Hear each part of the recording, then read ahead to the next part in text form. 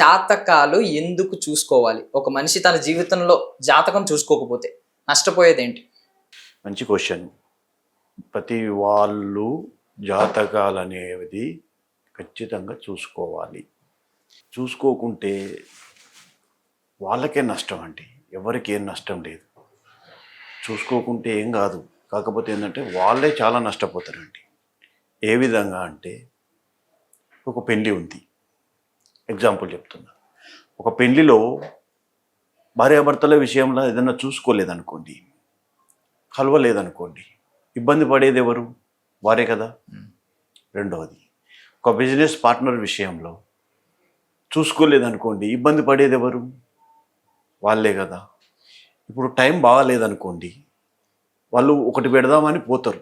ఇప్పుడు వేరే మైనస్ గ్రహాలు వచ్చినప్పుడు బ్యాడ్ను సూచిస్తూ ఉంటాయి. మనిషిని బ్యాడ్